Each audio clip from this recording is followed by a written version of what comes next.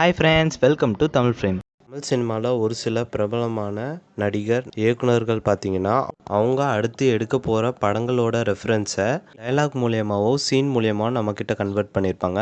ஆனால் நம்ம அதை கவனிச்சிருக்கவே மாட்டோம். அது மட்டும் இல்லாமல் ஒரு படத்தோட ரெஃபரன்ஸை இன்னொரு படத்தில் யூஸ் பண்ணுறது, ஒரு படத்தை இன்னொரு படத்தோட லிங்க் பண்ணுற மாதிரியான விஷயங்கள்லாம் நம்ம தமிழ் சினிமாவில் நடந்திருக்கு. அதே மாதிரி நம்ம பார்த்து ரசித்த ஒரு சில படங்களில் கவனிக்க தவறின லிங்க் அண்ட் ரெஃபரன்ஸ் பற்றி தான் இந்த வீடியோவில் பார்க்க போகிறோம்.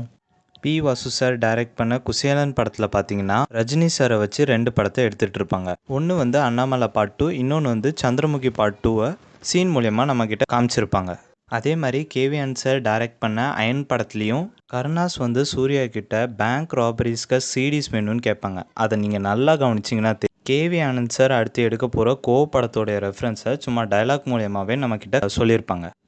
சார் சரி, அதை விட என்ன சீன் என்ன சிச்சுவேஷன் சொல்லு. பேங்க் ராபர் பேங்க்ல கொள்ளையடிக்கிற மாதிரி சீனுக்கு சீடி கேக்குறான்ப்பா. இதே மாதிரியே மணிரத்னம் சார் டைரக்ட் பண்ண செக்க சிவந்த வானம் படத்தில் சிம்பு அவர்கள் நடிச்சிட்டு இருக்க அடுத்த படத்தோடைய டைட்டிலை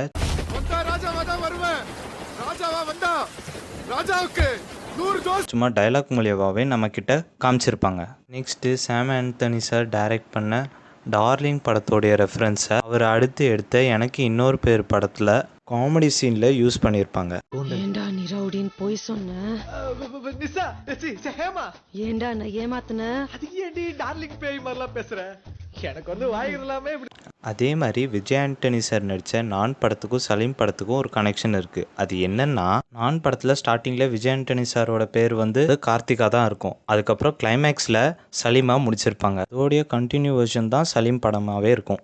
அடுத்ததாக வெங்கட் பிரபு சார் டைரக்ட் பண்ண சென்னை 28 படத்தோடைய ரெஃபரன்ஸை சூர்யா சார் அண்ட் வெங்கட் பிரபு காம்போவில் வந்த மாஸ் படத்தில் வச்சுருப்பாங்க. மெயின் ஷாப்பில் சூர்யா பிரேம்ஜி காமெடி போர்ஷன் ஒன்று வரும். அதை நீங்கள் நல்லா கவனிச்சிங்கன்னா தெரியும். பின்னாடி வசந்த் சாரும் உட்காந்து இருப்பாங்க. அவர் போட்டிருக்க ஜெர்சியை நீங்கள் நல்லா கவனிச்சிங்கன்னா தெரியும், சென்னை ஷார்க்குன்னு மென்ஷன் ஆகிருக்கும். அதே மாதிரி ஆர்ஜே பாலாஜியோட வீட்டில் விசேஷம் கிளைமேக்ஸில் முதலமைச்சர் எல்கேஜின்னு சொல்லி எல்கேஜி படத்தோடைய ரெஃபரன்ஸை கொடுத்துருப்பாங்க. சார் என்ன சார் கூட்டம்? கோயம்புத்தூருக்கு வந்த சிஎம் எல்கேஜிக்கு திடீர்னு நெஞ்சுவலிங்க அட்மிட் பண்ணியிருக்காங்க. ஐயப்பா நல்ல மனுஷன். அடுத்ததாக கோமாளி படத்தோடைய ரெஃபரன்ஸை லவ் டுடே படத்துலையும் வச்சுருப்பாங்க. அது எங்கன்னு பார்த்தீங்கன்னா, ஒரு சீனில் பிரதீப்பையும் அவங்க ஃப்ரெண்ட்ஸுங்களையும் அரெஸ்ட் பண்ணி கூட்டிகிட்டு போகிற மாதிரி தந்தை டிவியில் காமிப்பாங்க. அந்த தந்தை டிவியில் கீழே வர்ற நியூஸை நீங்கள் படிச்சிங்கன்னா 16 ஆண்டுகளுக்கு பின் கோமாவில் திரும்பிய நபர், மருத்துவர்கள் அதிர்ச்சி, மகிழ்ச்சியுடன் குடும்பத்தினர் அப்படின்னு போட்டிருக்கோம். லாஸ்ட்டாக மகாராஜா படத்துலேயும் நீங்கள் பார்த்துக்கிட்டிங்கன்னா, இந்த படத்தோடைய ஆரம்ப காட்சியில் நீங்கள் பார்த்துக்கிட்டிங்கன்னா விஜய் சேதுபதி சார் கடைக்குள்ளே போய் ஒரு பொம்மை வாங்குவார். ஒரு சில பொம்மைகளை எடுத்து ஒய்ஃப் கிட்ட காட்டுவார், இது ஓகேவா அப்படின்னு. அதில் ஒரு பொம்மை குரங்கு பொம்மையாக இருக்கும். டைரக்டர் நிதிலன் எடுத்த குரங்கு பொம்மை படத்தோட ரெஃபரன்ஸை அங்கே யூஸ் பண்ணியிருப்பாங்க. அதே மாதிரி விஜய் சார் நடித்த திருமலை படத்தில் கில்லி படத்தோடைய ரெஃபரன்ஸை அங்கங்கே யூஸ் பண்ணியிருப்பாங்க.